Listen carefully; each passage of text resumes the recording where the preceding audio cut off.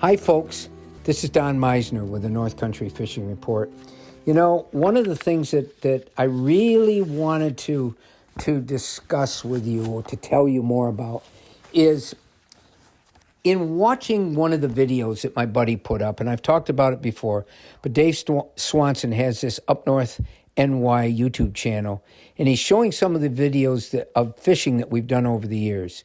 And one of the things that is brought out on this last video, I'm fishing with a friend of mine from down in Albany, and he wants everybody to realize that one of the things we take for granted when we're fishing is sound.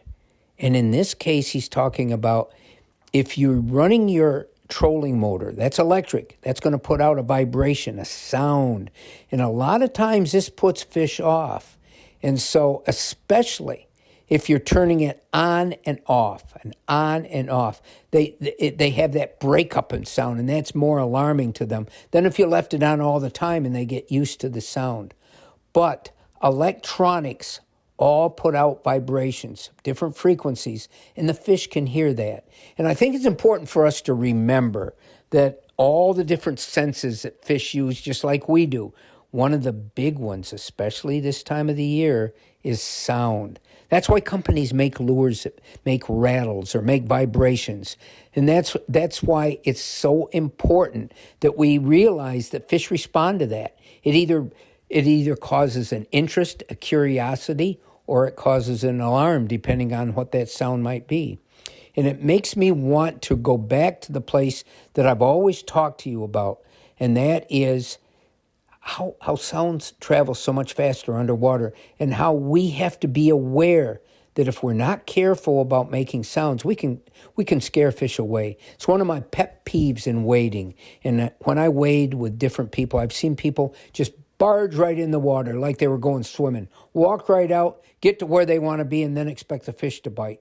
Those fish hear every rock that you step on, and it grinds against something else. I mean, these are loud warning sounds. And it made me think of this with the electronic motor, and I was thinking about ice fishing. And remember, when we're ice fishing, we're right on top of the fish. They're underneath it. We're not casting out to the sides. We're fishing for fish right underneath us. So doesn't it make sense that the more noise that we make stomping around on the ice or dropping things or whatever, that it's going to put those fish off?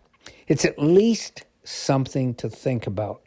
So when I started this report, I wanted to tell you about watching that video and how important it struck me that I haven't talked more about the sound of electronics, because we're using so many electronics today, and the fish can hear that, but they can hear everything else that we do. And if we want to be good anglers, we have to kind of think like maybe the native folks would in South America or someplace going after their fish with nothing but themselves. And they have to be stealthy.